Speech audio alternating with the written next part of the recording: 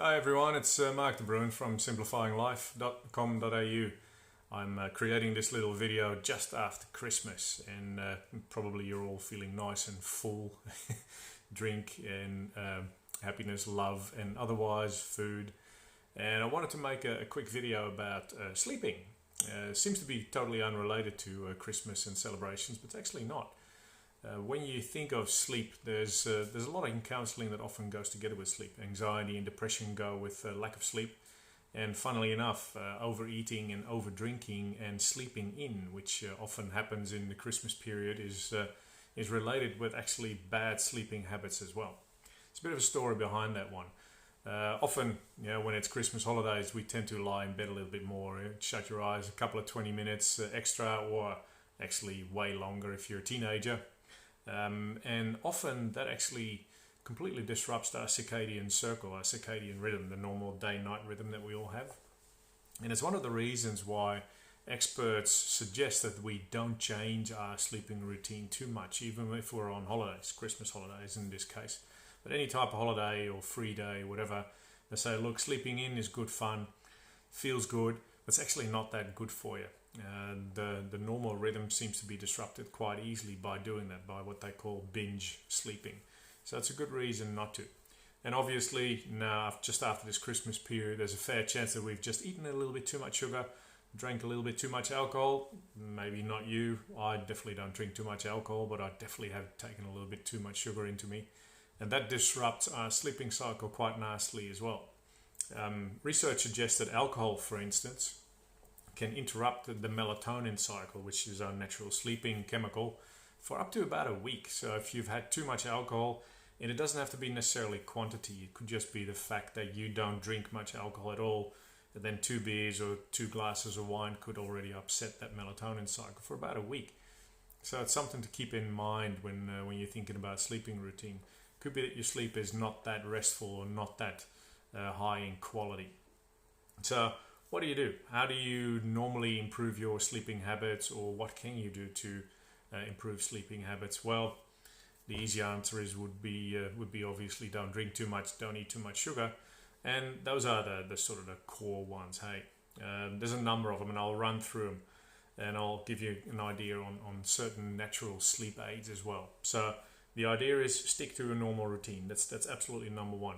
Go to bed at a certain time, get up at a certain time, and don't muck around with that too much. A little bit here and there is all right, but once you do that binge sleeping stuff or staying up really late and then still getting up at the same time, it starts to muck around with your biorhythm too much. Another one is exercise. Exercise during the day, which is really good because it actually gets your body quite fatigued, which is the whole point. Then you sleep better. So try and stop exercising about 3 hours before you want to go to bed. So if you want to do some exercise, go for a walk, go for a run, do some gym stuff, do some cardio stuff, but don't do it roughly in that 3 hour before you want to go to bed time frame. Do it before. Another one is caffeine. I like my coffee, even though I don't have much, but generally they say don't have coffee about 6 hours, actually 6, and that's quite a lot. 6 hours before you want to go to bed. Stop your last caffeinated coffee at about 5 or 6 o'clock. Maybe have a decaf if you really like your coffees. We do at night. I have a decaf coffee, and then you'll sleep like a rose. Napping during the day. There is a bit of research that says, look, napping is actually really good. The 20-minute, 30-minute sort of midday nap. I actually quite like it if I get a chance just to close my eyes for 20 minutes. But if you do too much of them, or if you do them too long, they can actually disrupt your sleeping habits normally quite nastily. So be careful with the daytime naps. There's a couple other ones. I wrote a couple down on my little screen here. Alcohol and sugar. That's be careful with those ones. They definitely mess around with that one, so stay away from those. Clock watching. If you find that you can't fall asleep as quickly as you would like to, many people resort to watching the clock and grumpily observing how long they've been awake already. Don't do it. If you can, just turn your phone upside down so it doesn't show you time. Turn your radio clock upside down or inside out, or just turn it around so you can't see it. Watching the clock actually mucks around with your mental your mental attitude, and makes you think about it more that you can't sleep. So just don't do it. What's another one? Well, obviously, your bedroom needs to be your sleep room. It's your sanctuary for sleep. So people that watch TV, read copious amounts of books, unless they help you fall asleep. But generally, any activity that has to do with other than sleep, not the right one if you want to fall asleep. So no phones, no light. The blue light coming from phones, not that great. Any screen time will interrupt your sleep. So maybe don't do those ones.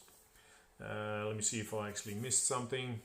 No, I don't think so. Those are the general ones. And obviously there are sleep aids as well. Now, don't take these as gospel. I'm not a medically trained person or a naturopath, but over the years, just through some research, I've learned about a couple of interesting sleep aids that could help. The very first one that always comes to my mind is melatonin. Melatonin is the chemical that our brain makes once the light intensity on the horizon goes down, when the sun starts to set, and our eyes observe that. So the melatonin production starts in our brain, and that helps us fall asleep. Now, melatonin can go off quite quickly, and we can actually supplement melatonin.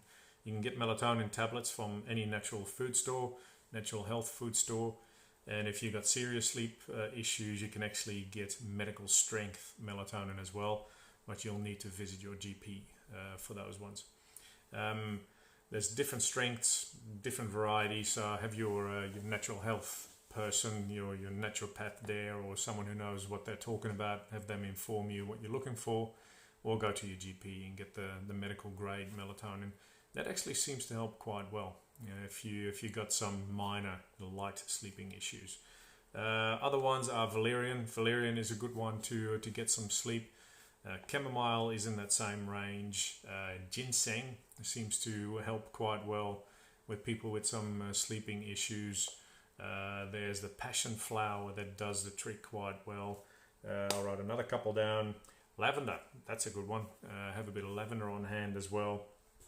And another one is 5-HTP. Now, I don't know I can't pronounce that. It's HTP. It's an abbreviation, obviously.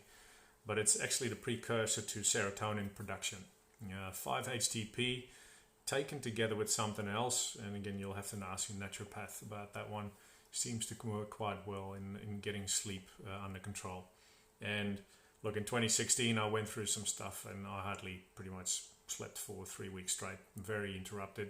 I tried all those because you can get them at the local supermarket, probably in all sorts of little combinations from the major manufacturers, and they come in a little bottle. Hops is another one, by the way, but they didn't do much for me. And ultimately, obviously, if you really can't sleep, then the real strength stuff that you get from your GP can help you fall asleep. But keep in mind that that's a chemical, like a proper chemical. You don't want to get stung on getting addicted to those ones, because they can be quite addictive, and there's quite an easy habituation effect. So you'll need more in order to get the same effect.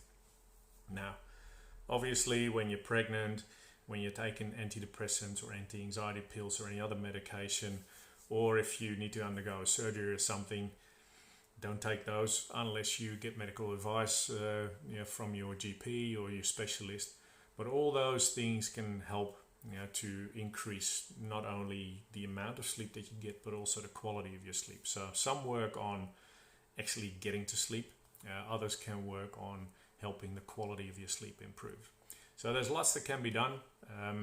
I personally find to shut down and try not to think about too much. I have a little routine that I go, a mindfulness routine, where I scan my body and feel all parts of my body, just for the sake of calming my mind down and not thinking about much else. It's not actually what you do, as long as you focus away from those thoughts that might keep you awake. So that works for me.